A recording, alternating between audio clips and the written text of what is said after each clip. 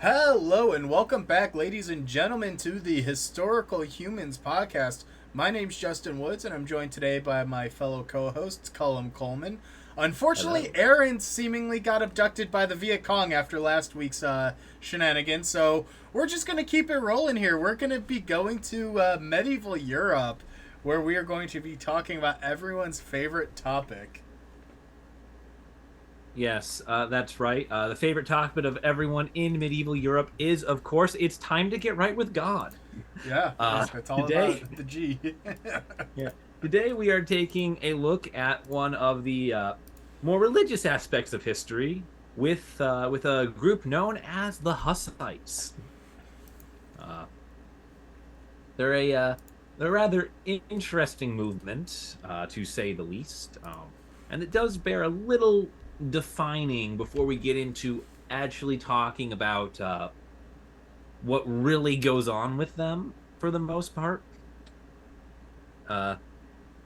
Uh, Suffice to say that they do a lot of both religious and military revolutions, so they are a very interesting people. Um, The Hussites originate as a religious movement in Bohemia, which is the northwest half of what is now the Czech Republic. And they typically really existed from about 1400 to 1620. You can argue that they only really came into existence as the Hussites as we will know them in 1415, with some events that we will get into later. But between now and then, there's this what's the word, sort of formative thing where their movements and their core ideals are already in existence and are already in practice. It's just at 1415 the spark is lit and all hell breaks loose. So the movement was already gaining momentum and the ideas were out there. It just took the catalyst, that spark, before things really took off. Yes, yeah, there's a yeah, that's, as we'll get into this, it's really 1415 that they become the Hussites. They take the name, they pick up the banner, and they all start waving it around. It's a like in our previous video with the Viet Cong. This is going to be a story of a very disunified group operating under increasingly broader flags, shall we say? It's pretty funny. The Hussites get their name from the religious reformer John Huss, Jan. and they were all deemed heretics by the Catholic Church. That There comes as was no surprise. no, no, yeah. Who So hasn't the Catholic Church deemed a heretic? I feel like the that's usually a Catholics. good barometer of how good you're doing in medieval Europe. Yeah, it's how progressive are Copernicus, you? Galileo, Yeah. half the Now, musicians. yeah. Now, the Catholic Church deems them heretical during something called the Council of Constance, which lasts from 1414 to 1418. This council was not called to attack the Hussites. In fact, getting rid of the Hussites is one of the first things the council agrees on. It So is it's the called one unifying factor. it was called to end the schism with France, Oh my god. because this is the time of the two popes. So this was called to end the Pope in Avignon. This was called to put an official end to all of that. And instead, the first thing they do is go, "So have you heard about this Czech guy? Yeah, we should burn him alive." Yeah, more, that works for me. And at the whole room, she's like, yeah, okay, yeah, okay, all right, yeah. And the reason for this was the hill the Hussites were willing to die on. Oh no. It is something called Utraquism, which is the practice of administering communion in both kinds, or with bread and wine simultaneously. It's a really minute detail of how you give communion, and everyone but the Hussites agreed you are wrong, and that means death. Jeez. So the one thing that they really had a stickler for was it was just like, hey, maybe we just do this together instead of separate, and everyone just turned and goes, wrong. Yes, the the Catholic Church experiences more breaks over how to administer communion correctly than on any other topic.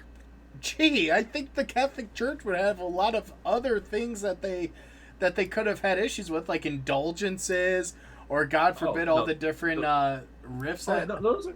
those are all social problems. But the real thing that comes down to whether or not you're a heretic is whether or not you think there's transubstantiation or consubstantiation. Is the body and bread figurative or literal? Are you a cannibal? Are you this? Are you that? It all comes down to communion every time. And then, of course, they kill each other. But before we get to the killing of each other, we need to differentiate between two different kinds of Hussites here, because there are two different Hussites, and it will cause a lot of problems down the line. The upper and lower Hussites. Yeah. Yeah, the first are the Utraquists. These are the moderates. These are the people that really only care about the communion thing. The second group is called the Taborites. They are named for their stronghold of Tabor. These are the people who are in for a penny, in for a pound kind of people. They see the "you're a heretic now" and go, one sin or 1,000, we all go to hell. Damn. And just decide that it is an all or nothing endeavor from there on out. Absolutism as a whole really has a lot of negative consequences in the overall grand scheme of things, because I feel like that same level of absolutism of you're either with me or you're against me really causes a lot of tribalism in a lot of different ways. Yeah.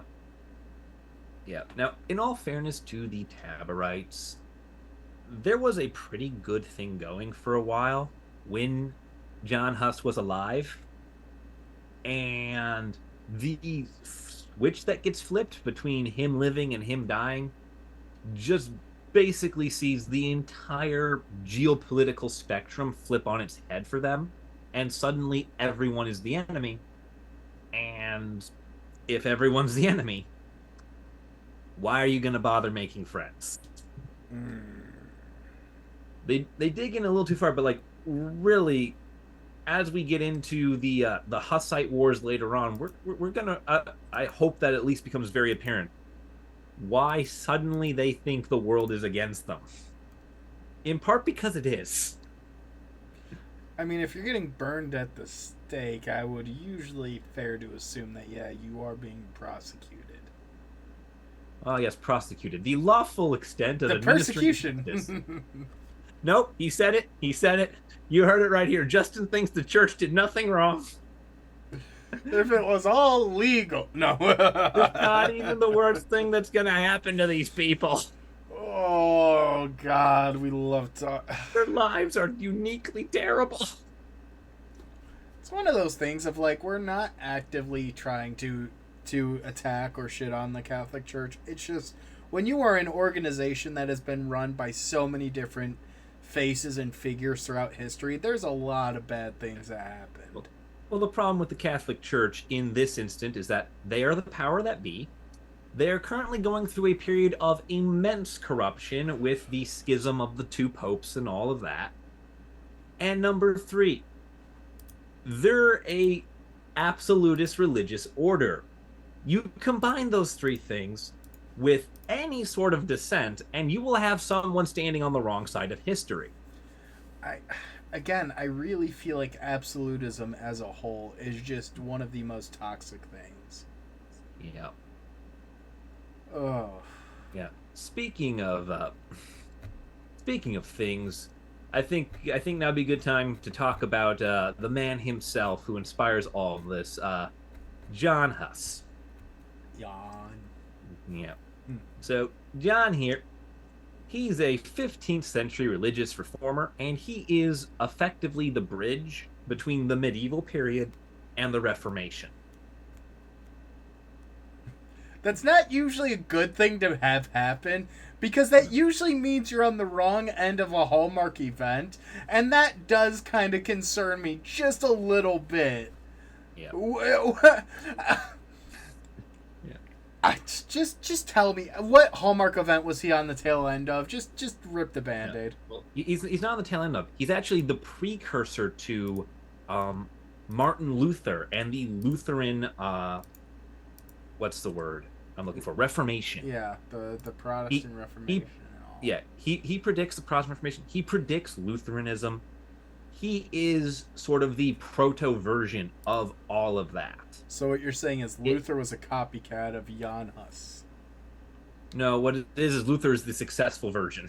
Ooh, fair. Not that the Hussites weren't successful in their own right, but as we can see, they have a very limited shelf life of major religious and political activity. They only last for 220 years. Lutheranism is still going strong as Lutheranism today.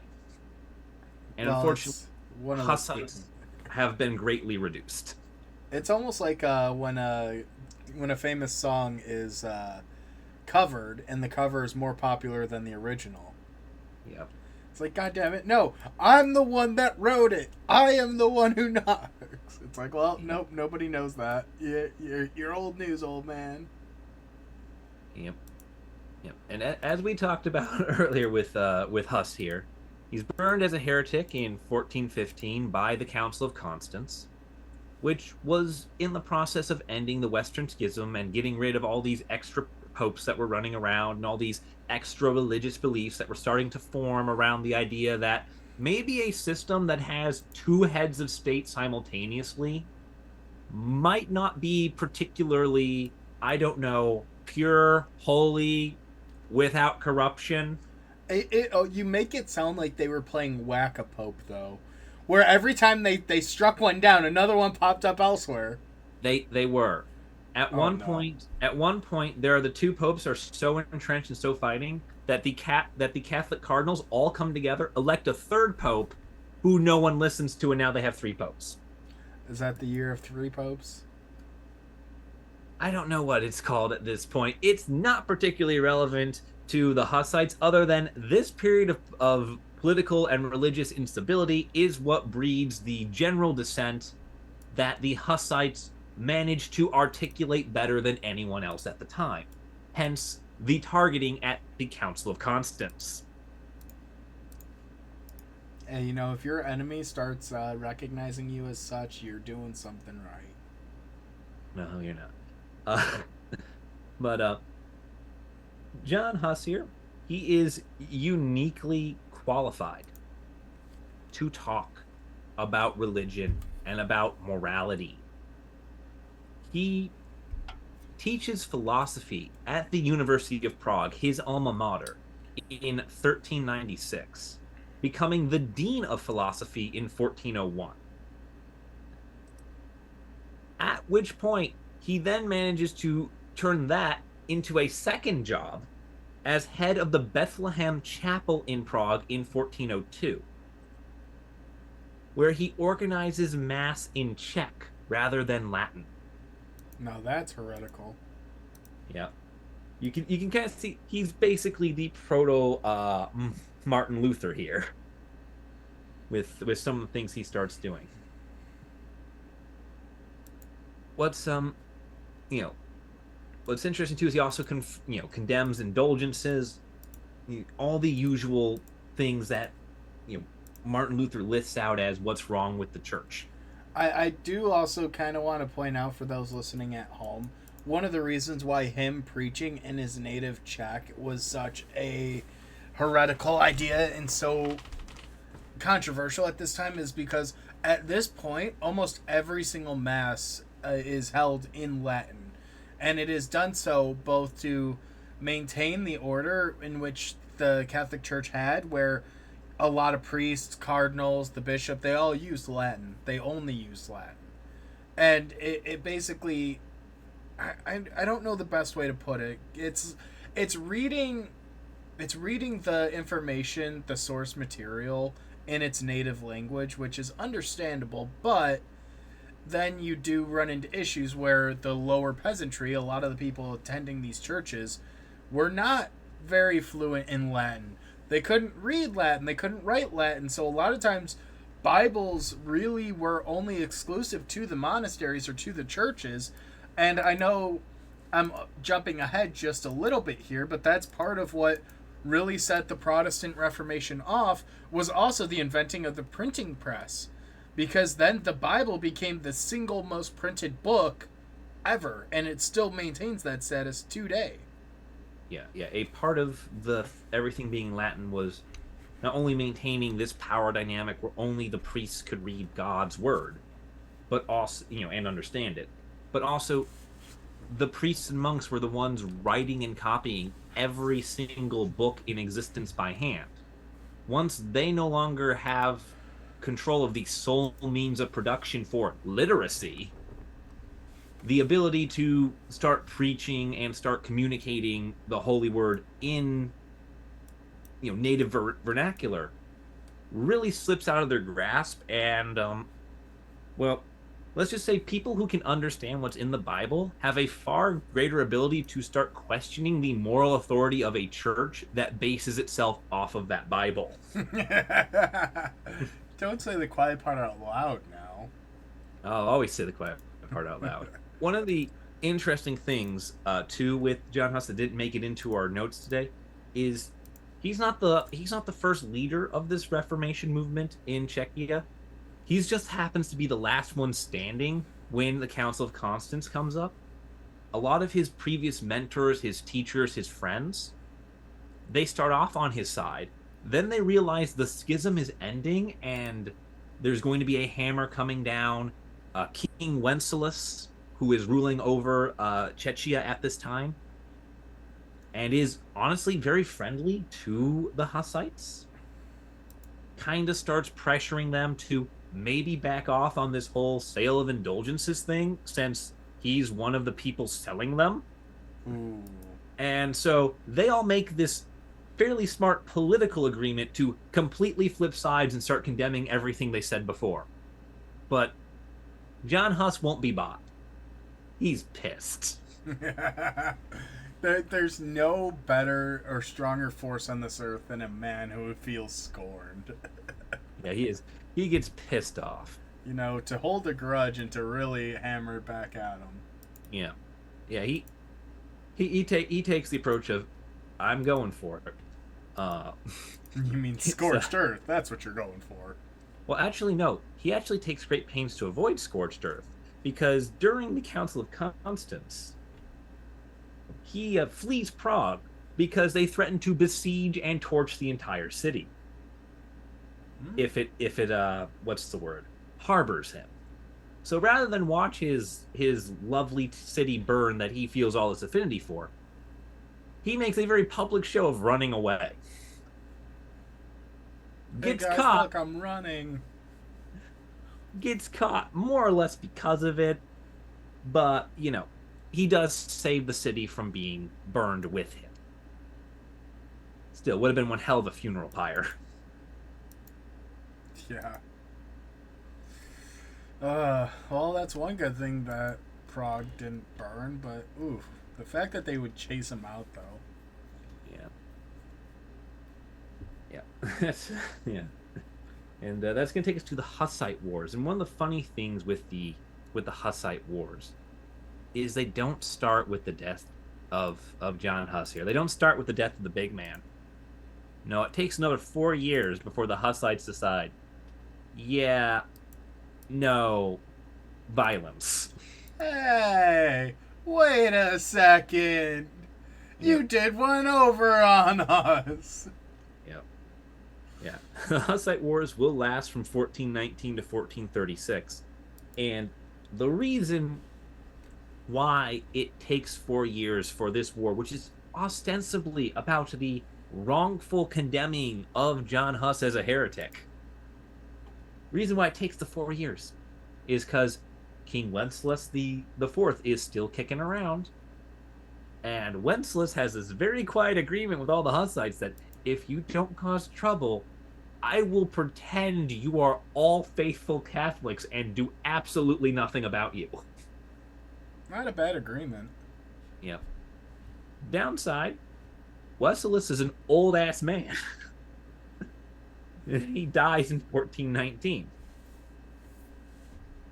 Oh, so then they really got put on the hot coals then.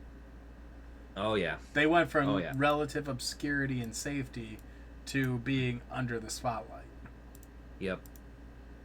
And there's two reasons why 1419 stirs the kickoff. Number one, best time to start a fight, if you're going to, is when a new guy has to take the throne.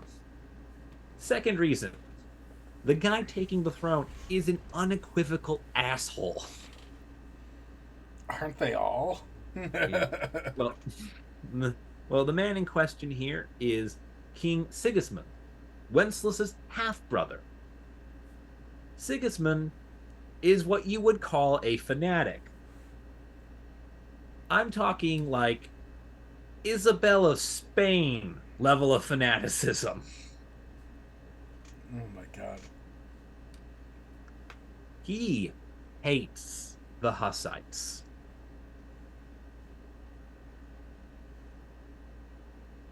And I do mean hates. This man takes less than a year to talk the Pope into declaring a holy crusade against them.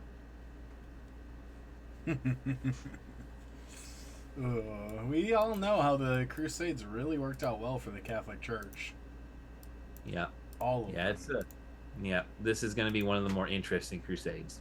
Now, the Hussites at this time have some interesting leaders, all of whom will not be relevant because so many different people pop up and take charge. Oh no! When you're the leader, but it's whack-a-mole because there's so many different leaders. Yep. You have Jakubek of Strivo, Waclav Koranda, and John Zalivsky. I think maybe one of these people lives to the end of the Hussite Wars. Maybe. They all die like in this 2-year like waves where like every year that ends in an even number, one of them will die, get replaced by someone else who will then like skip over the next death and die. I mean, that really is a lot of power dynamics. As much as a lot of rulers like to think that they're the number one or that they're immortal, there's always the next guy up. Yeah. And it's not so much the next guy up with these people as it is really unfortunate coalition leadership. Jakubek, Koranda, Zalivsky, they are what forms the Extreme Reform Party in Prague following the death of Huss. They are the people who sit down, codify why Huss was burned, and why that was an absolute bullshit argument in the first place.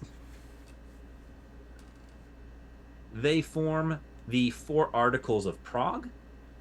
Jakubek Ostrivo is the man who formally writes them, and these become the guiding principles of the Hussites.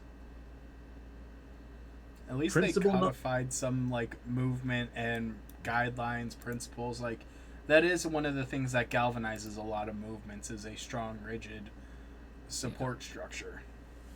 Yeah.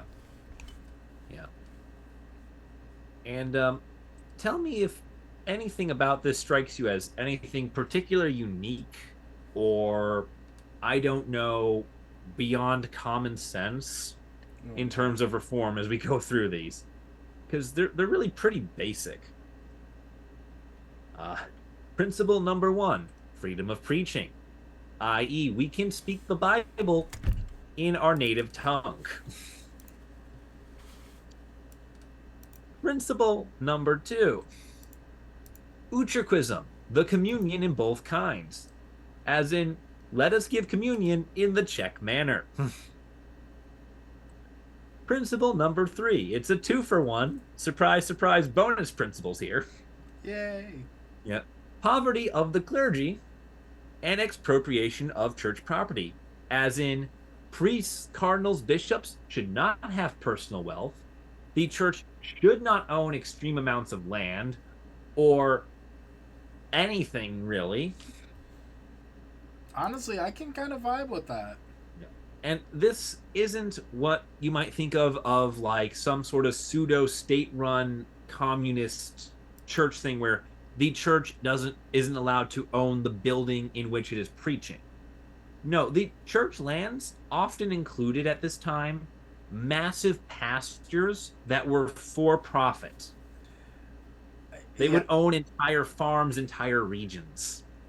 a lot of people maybe don't understand that and maybe don't comprehend that aspect of the church's power at this point. But yeah, the church was and in a lot of places still remains one of the single largest landowners because they would take in these tithes, they would take in the payments at every service, and they would turn that money around and they would buy property, they'd buy lands, they'd buy businesses, and just start funneling and making all this money. And you know, where did it go? Yeah, yeah, it's just like, and there's also the side of it too of, hey, endorse my somewhat questionable ascent to power, and oh look, this very profitable sheep herding land is suddenly church property. Who would have guessed? Oh, if that cardinal ship that's opening up in a few weeks, if Yeah, my friend got it.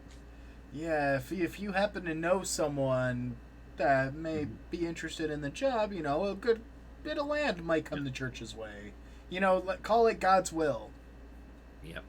And that brings us to number 4, which is also about money. Surprisingly enough, this one is called the punishment of notorious sinners. The sale of Finally, I feel represented. I have representation in the church. the sale of indulgences was a very public affair in a very public manner. And basically, the Hussites wanted those indulgences revoked. The indulgences were effectively you pay the church a preset amount of money for whatever sin you think you've committed. And rather than going to confessional, you get a piece of paper that says you are forgiven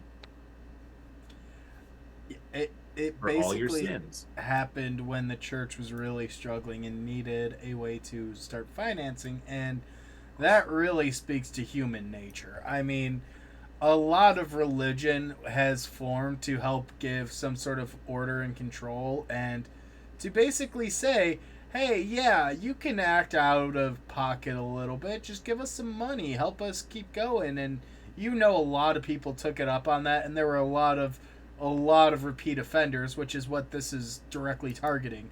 They're targeting those serial debaucherers and people that love to get after it.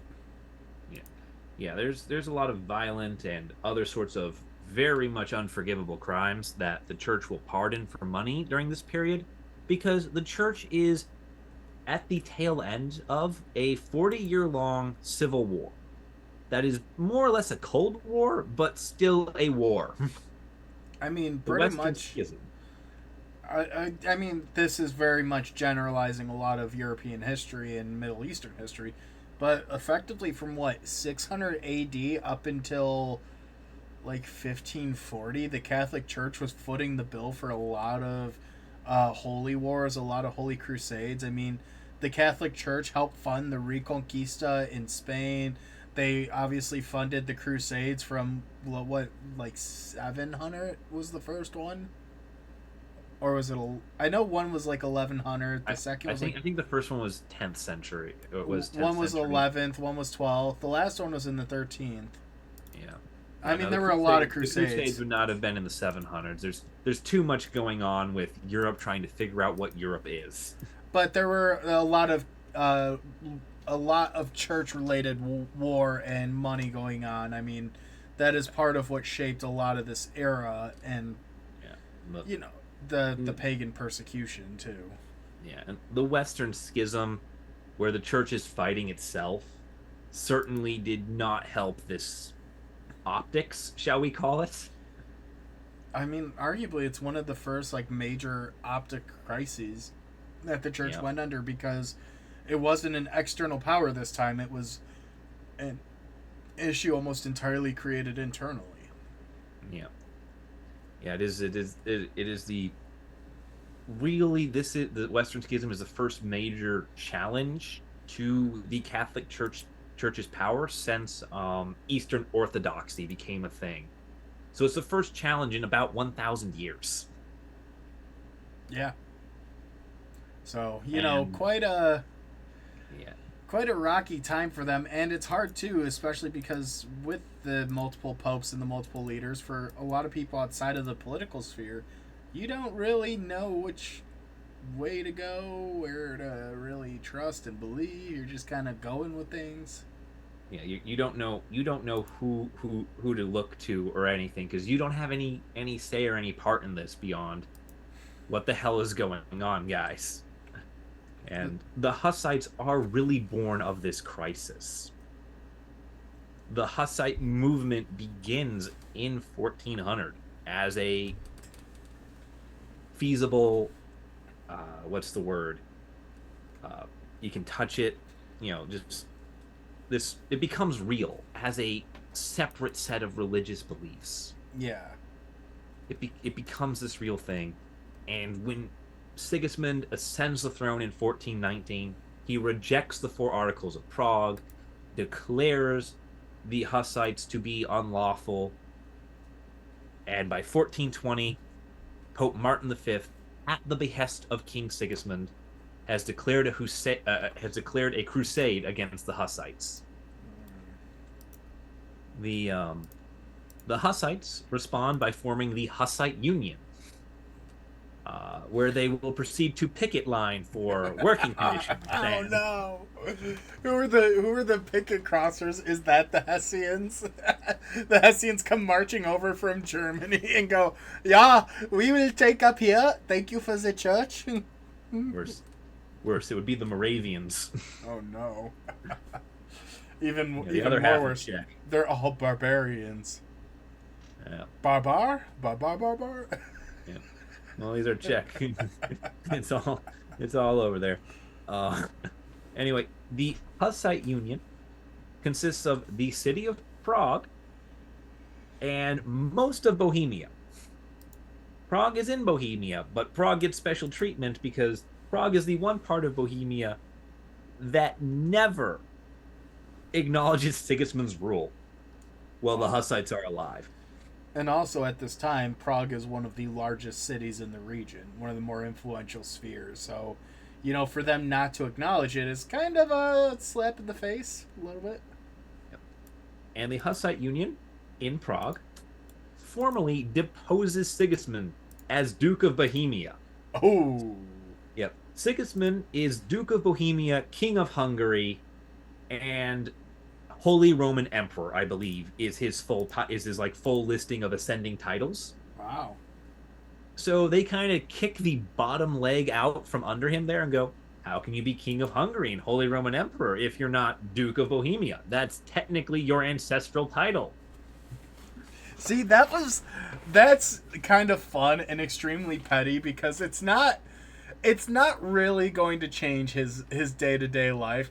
But when you take the familial title, the long-term heritage title beyond just King of Hungary or Holy Roman Emperor that might supersede it, no, you went for the jugular, the inherited title. Well, the real kicker is Holy Roman Emperor is an elected title, which Sigismund was elected to. However, to be valid candidates for the election, you had to be a duke or baron or count of a Germanic property. So they took away that, saying, how can he be king? How can he be Holy Roman Emperor? He's not Duke of anything. What? You're not the Duke of anything around here. I didn't vote for you. Theoretically invalidating both titles. They pulled the Monty Python skit on him. You're not my emperor. I didn't vote for you. Yep. So technically, if there was ever to be a crisis or a vote of no confidence in him, he would not be eligible for re-election because he's technically not Duke of Bohemia anymore. God, that's funny. That's petty. That's funny though. It is it's one of those things. I think he might have had other titles or other minor properties he could have run as, but like Bohemia is kind of the big one aside from Hungary, which technically doesn't qualify him for the Holy Roman throne. Regardless, you took away his peerage, and that's funny as hell. Yeah. Because if there's one thing people like him really care about, it's silly titles. Yeah. Now the response to this is a perfectly reasonable attempt to besiege Prague. Twice. He never wins. Okay, so how did they fail? Because I'm imagining they probably failed pretty spectacularly. Yeah.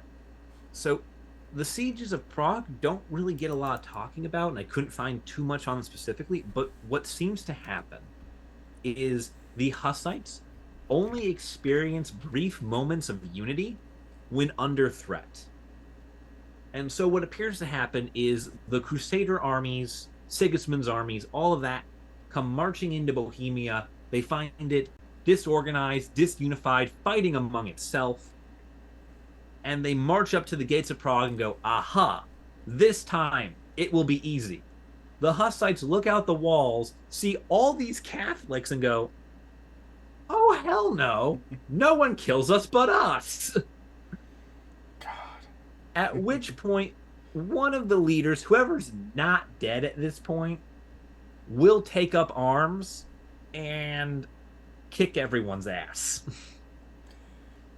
Can I also just point out that one of the funniest stories in history, and I think one of the it truly is like a sad story, but it's just so funny in a modern context, and it actually occurred in 1419 with the Hussites.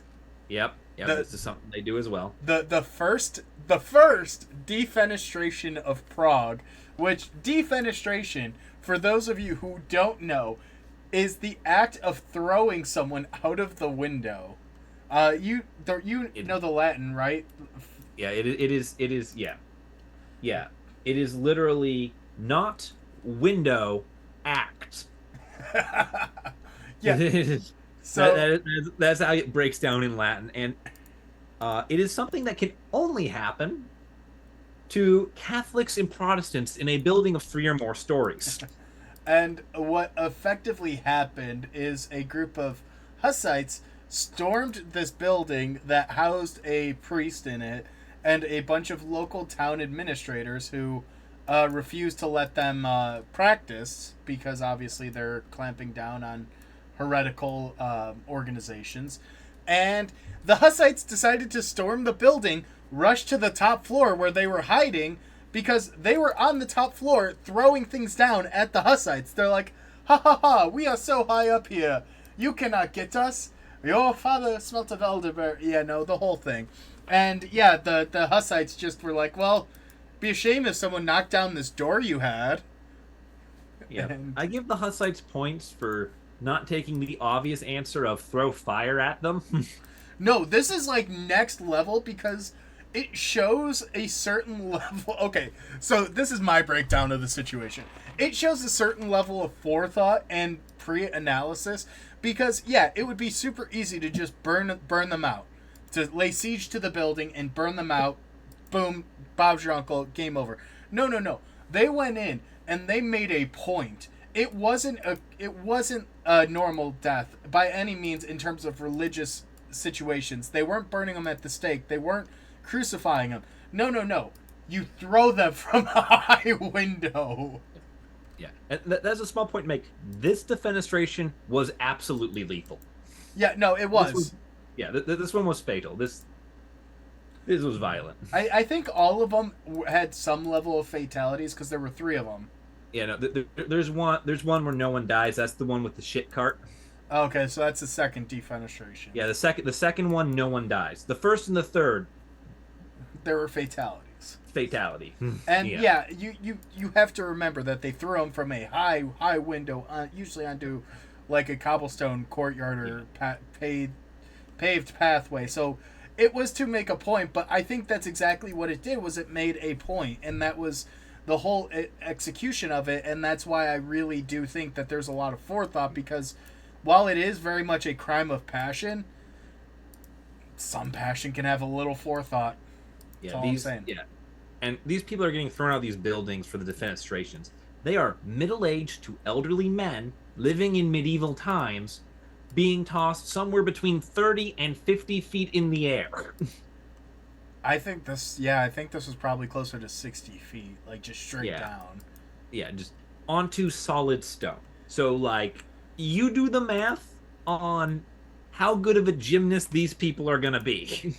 And definitely, I would recommend looking at some of the reasons they were defenestrated, because I'm not going to say I agree with the Hussites, but they have a couple of pretty valid reasons for why they acted out. Yeah, there's a lot of stupid stuff that goes on with this time period. But yeah, the a whole historical event just surrounded throwing people out the window. That's my tangent. That's your that's your point.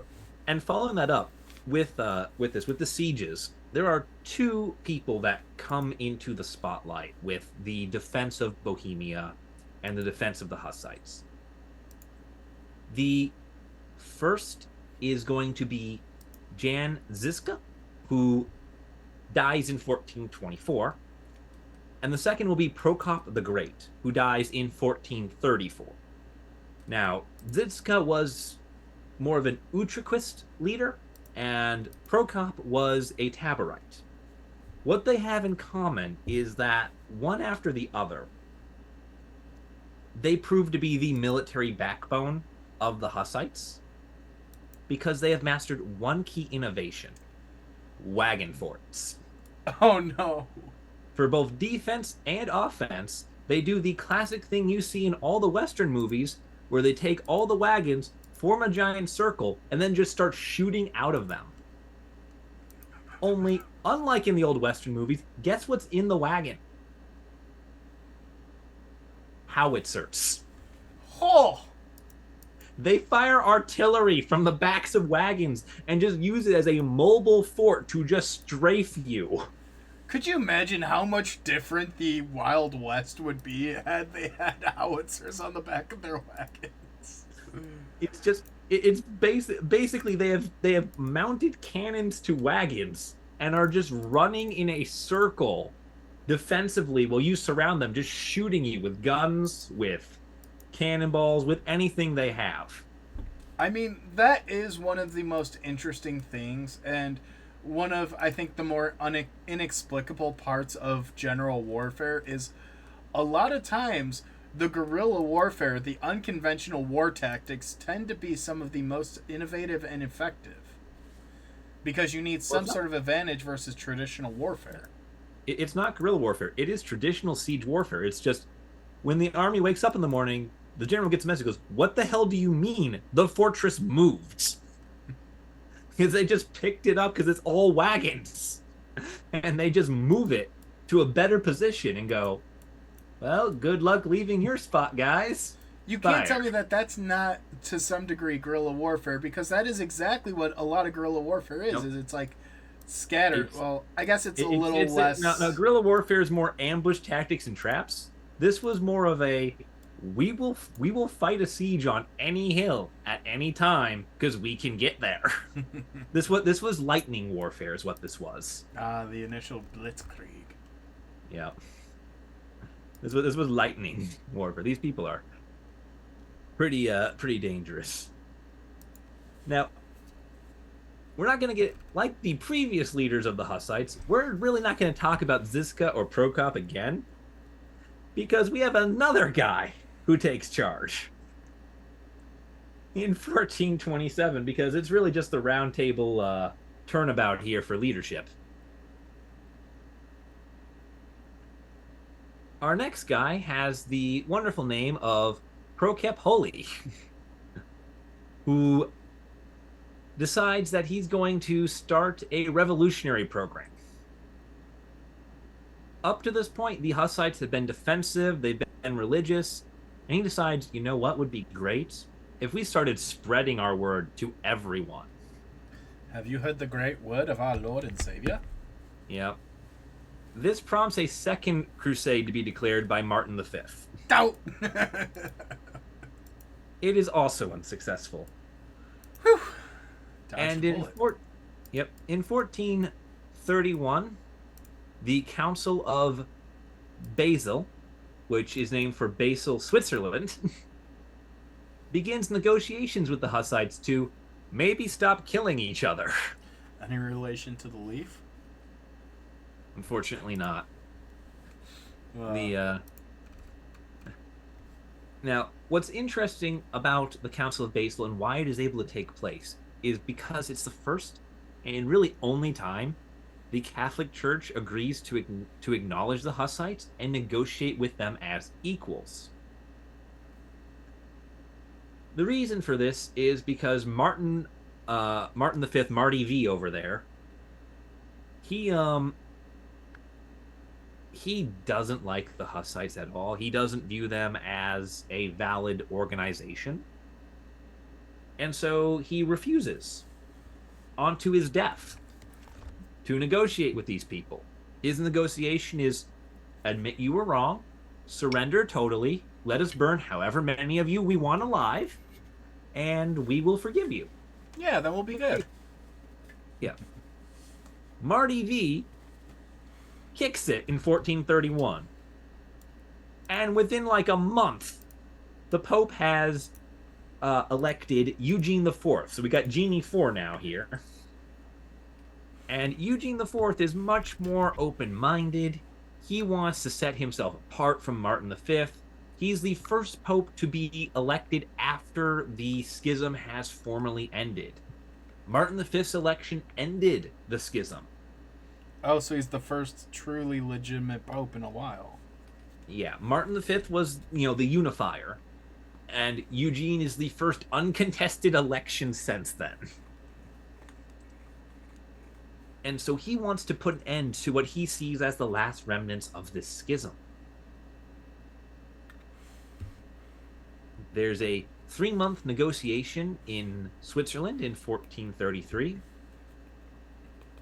The 4 Articles of Prague are formally debated with the Catholic Church. And in the end, a mission is sent to Prague that grants communion in both kinds. The Catholics get smart. They realize that of the 4 Articles, most Hussites will stand down if we just grant them the second one and let them do communion in their own way. So that's all it took, was we just let them do things their way and we'll be alright. Yeah, not even all the things, just let them give communion in the way that seems natural to them. And this causes a major schism with the Hussites. Because those of you who've been listening will remember at the very beginning, we differentiated between Utraquists and Taborites. Well, the Utraquists have just received Utraquism as a valid form of Catholicism. So they all stop fighting. The Taborites, however, want all 4 articles approved and will settle for nothing less. That does not go well for them.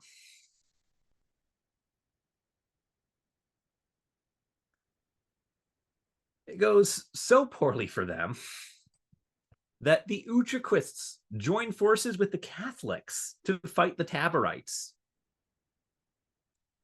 Basically understanding that if we are to have peace, we need to make peace now.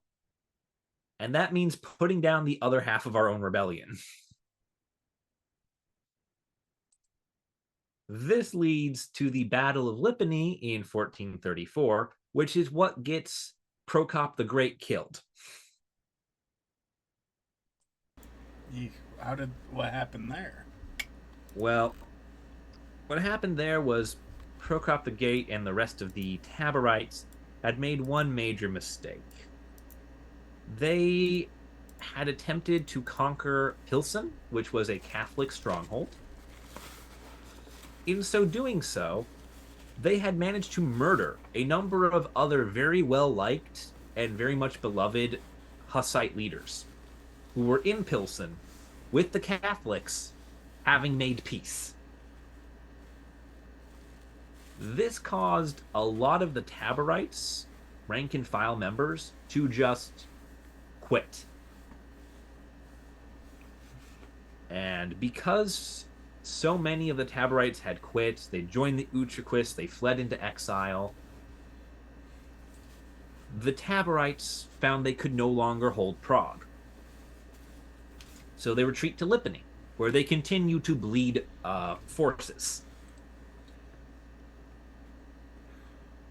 And since the Taborites are no longer in Prague, the Utraquists have absolutely no problem beginning the fight by shelling the city. Of course. It's not Prague. Yeah, it's not their city. It's not their people that are at risk. Yeah. Prague is no longer at risk. The artillery bombardment lasts for a while. It goes back and forth. And the Utraquists, who now have a single unified leadership because of everything that happened at Pilsen and at Basel, they're able to pull off some advanced military tactics, like feigned retreat. The Taborites, who, despite still technically having Prokop the Great not dead yet, have 3 or 4 major leaders, each of whom is manning a different part of the defense of Lipany. One of these sees the retreat, runs after it. Another one, seeing the full charge of this one force, joins them. And the third one, recognizing that they can't hold this position anymore and might as well throw everything they have into this charge and see if it works, because they'll just die if they don't, joins them. They are lured into the open, where they are ambushed and destroyed by the same mobile wagon fort bullshit tactics that they had been using against the Catholics. Damn. This battle is so one-sided, it ends the war. It's the end of the Taborites. There are only 1,500 dead people in this battle. But of that 1,500, 200 are Utraquist, 1,300 are Taborite. Whoa. That's a 6-to-1 ratio. That's 5-to-1. Yeah. Ugh. It's about half to 2/3 of the Taborites in Lipany are dead. So it's pretty much over for them. This brings about a formal peace negotiation, and in 1436 it's all formalized in the Compact of Iglau, and the Catholic Church gives the Hussites most of what they want: communion in both kinds, the expropriation of church lands in Bohemia, and an independent Bohemian Catholic Church under Jan Rakicana as its archbishop. What this means is that the Catholic Church won't acknowledge you as heretics, you will practice the Hussite ways, and we will all just kind of pretend that we're not doing two different things. Yeah, we're all united brethren at the end of the day. This will last for something like 20 years. No, I take that back. It lasts 31. What happens exactly 31 years later? Well, we get the Hussites trying to kickstart the Protestant Reformation again. Oh no. Because in the Hussites, there is the Unitas Fratrum, which is the Unity of Brethren movement. It begins in the 15th century in Bohemia among the Hussites, and it becomes a wholly independent organization in 1467. What this group does is, remember how Prokop Oli was like spread the revolution and all that stuff back in 1427? Well, they think that's a great idea. So they start going into Germany and the Netherlands and a bunch of other places looking for like-minded individuals. Oh no. They attempt to form, I should say, a team up later on with the Lutherans and the Reformed Protestants. Nothing really comes of this beyond the Catholic Church recognizing the Hussites as an enemy. The enemy of my enemy is my enemy. Yep. So I guess, are you sure that's how that works? Everyone is my enemy. Yep. Yep. That is the exact logic of Holy Roman Emperor Ferdinand II. Oof. When he starts the 30 Years' War in 1618 with the goal of spreading Catholicism as the sole religion of his land everywhere. He suppresses Bohemia and Moravia, which are both the two major regions that make up what is now the Czech Republic. And naturally, they rebel. And because this is the Holy Roman Emperor doing this, Austria joins them. Meaning that both the Czechs and the Austrians start rebelling. This prompts the Roman Catholics to launch a counter-reformation against the reformations going on in Austria and now Bohemia again. 2 years into the 30 Years' War, the Catholics are victorious with the victory of the Battle of the White Mountain. This marks the end of the Hussites. The name falls out of use. The Unitas Fratrum flees to Saxony. Interesting. Where they live in the estate of one Count Nikolaus Ludwig von Zinzendorf. And that's a vampire. Yeah. And in true fashion, these people, which are sort of the last continuing practice of the Hussites as the Hussites practiced, they change their name. They decide that they're going to cut their hair and change their name. Yeah. They form the community of Herrnhut and the Moravian Church, which still exists there.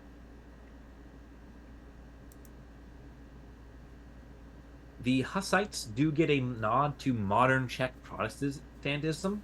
They are considered to be the direct ancestor of it. However, 1620 marks the end of the Hussites existing as the Hussites. The banner falls, the practice moves to Saxony, and you're kind of left with the Reformation in ruins. Although, to be fair, they kickstarted a lot of the Protestant Reformation, and the work that they started is really where Martin Luther picked up, and he carried with him. So even though that specific movement may have died out in its own time, they still have a long-lasting legacy that really continues the impact to this day. Oh yeah, definitely. And they were major players on the political stage while they were there. I mean, they not only with the influencing of the Protestant Revolution and being that, sort of proto movement, but also they are responsible for the declaration of 2 crusades and the kickstart of the 30 Years' War. I mean, I was going to point out that alone, you're talking a small regional heretical group that's gaining the attention and the focus of multiple popes across multiple different generations of papacies. That is very impressive, and they clearly identified it as an issue. And part of me wonders if it's because they were looking and they're like, that's not a bad idea, but we just hate that it's you saying it. Yeah. The best thing about the Hussites is that they effectively start 3 wars, and they only provoked one of them.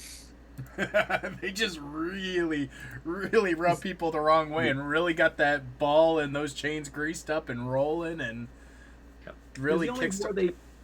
The only war they provoke is the Second Crusade against the Hussites. And that's all because effectively the Taborites start proselytizing and go into full missionary mode, trying to convert everyone in what is now Czechia to their side. And also, the fact that you mentioned the 30 Years' War, let's also reference the third defenestration of Prague, which is what was a direct catalyst to the 30 Years' War. Yep. Hussites also involved in that. Oh, yeah.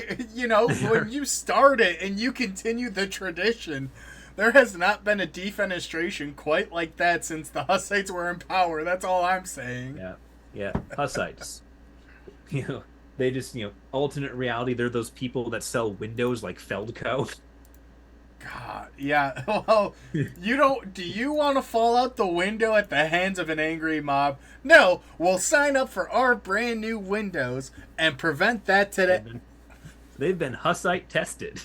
The sad thing is there was a story of that out of Toronto from the mid-90s of a businessman who had a window that was reported to not be able to break, and one of his party tricks was he would run full force at the window.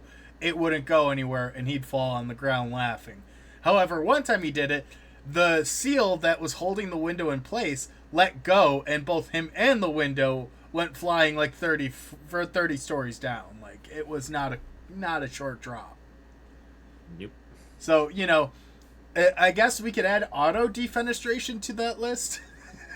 Yeah, that wasn't the Hussites doing. That was some other guy. No, that was unintentional, but that's a great point for us to wrap up. I'm just so glad we got to talk about the defenestrations.